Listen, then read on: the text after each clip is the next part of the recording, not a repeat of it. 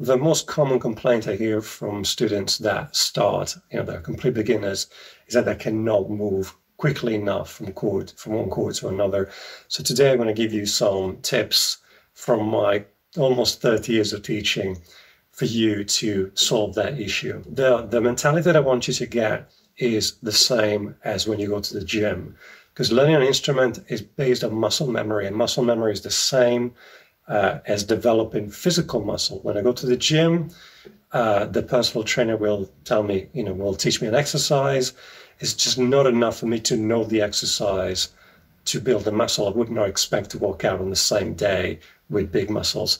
I know that I have to do the repetitions, and I have to do it over a certain amount of time. Over 6 weeks, I will see a difference. You need to have a similar mindset when you start to learn guitar at the very beginning, because what happens is that you have to get some habits and do certain repetitions for your muscle memory to develop.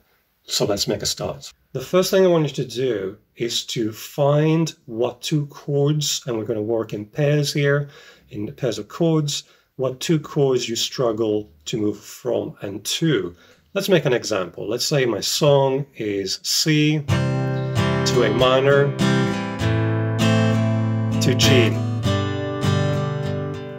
And I'm struggling to go from A minor to G.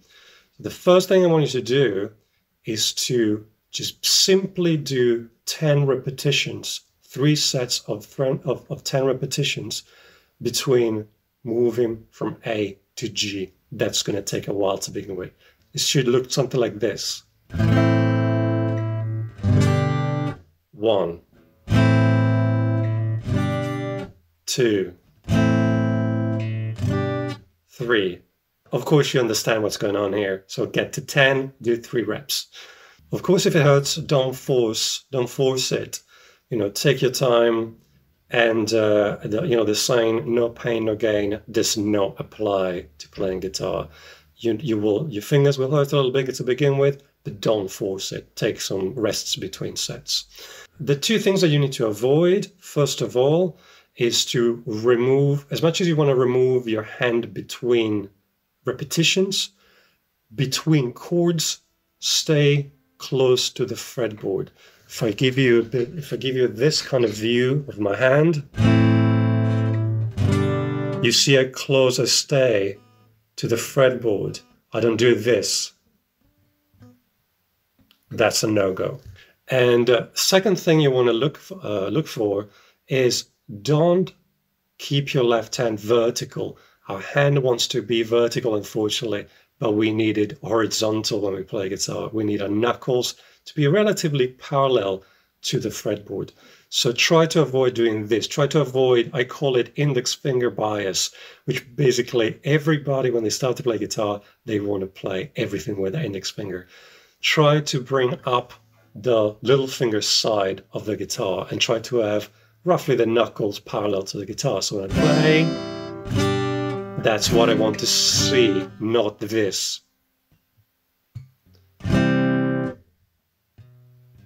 Okay, try as much as you can to bring your hand up and to, over time, get in the habit of putting down your fingers all at once at the same time. Second, the most important hand between the two is the right hand. We constantly look at our left hand, but the most important hand is the right hand. Without me strumming, no sound comes out. So when I'm strumming, make sure that from time to time you physically look at your right hand, and I'm going to tell you the reason why in a moment. My first rule of thumb, as soon as you start learning strumming patterns, so 1, 2, 3, 4, my first rule of thumb is that the right hand never stops. You need to get in the habit of getting the independence between the 2 hands, so that when you go from chord to chord, even if you cannot reach for the second chord in time, your right hand keeps strumming. That's very important. I'm going to give you an example.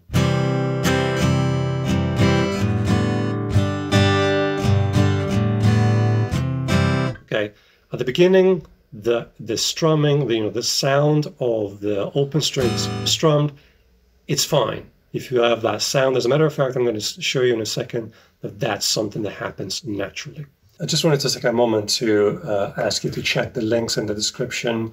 And if this video was of any value to you, please consider sending it to somebody that might get some value out of it as well. Share it on social media and like, subscribe, the usual stuff.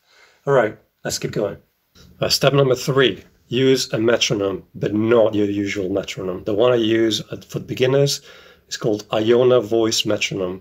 The difference from the regular metronome is that this, and I'm going to superimpose it, this actually says the words 1, 2, 3, 4. 1, 2, 3, 4. Okay. 1. And I wanted to put it quite slowly because I don't want you to learn songs at the original speed. I wanted to learn them slowly to begin with. And don't learn the strumming pattern and the chords at the same time if you're doing that. Just do this.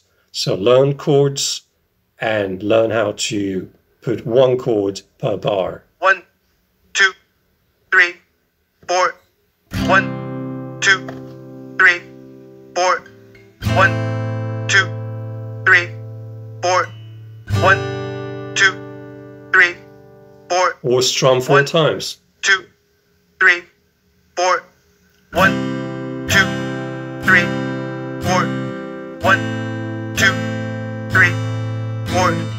1, 2, 3, 4. 1. Okay, it doesn't matter how slow you start. Even if it's slower than that, it doesn't matter, because speeding up once you've learned at a slow pace, that's very easy. All you do, let's say if you start at 50, then go to 55, so increment by 5 BPM at a time. Concept number 4 is that move before you get to the end of the bar. A lot of students stay on that chord for too long. Once you hear, the one of the new bar is more important than sticking, than filling the entire bar. Okay, so let me make an example. 1, 2, 3, 4. 1, 2, 3, 4. 1, 2, 3, 4. 1, 2. Okay, 3. so I want you to hit the one of the next bar, and that's more important than holding the chord for the whole duration of the previous bar. 5th, use filler sounds. What I mean with that is that when you go from one chord to the other, and if you slow down a professional guitarist playing, you will hear that between chords there's a little bit of open strings or that, okay? So like technically these are called ghost notes. So let's say if I play the bar chord, and I'm going to link you to a video in the pinned comment about bar chords, if that's one of your issues. When you go from bar chord to another, you see that I've done, okay.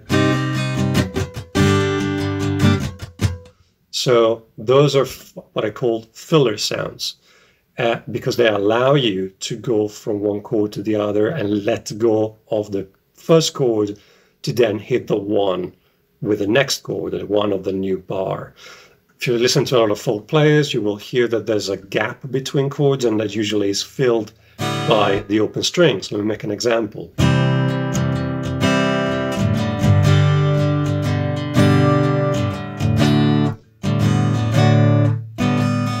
So that, I'm exaggerating a little bit now, but that happens and it's normal. So you need to let go of that first chord so that you can hit the one of the next bar. Okay, thank you so much. I hope this video was of value to you. Again, check all the stuff in the description. There's a tip jar. Consider making a donation. Check out my website. There's some stuff for sale there. And again, I'll put some related videos in the pinned comment down in the comment section. And I'd love to hear what you think about this, if you have other questions for me. All right, take care. Bye-bye.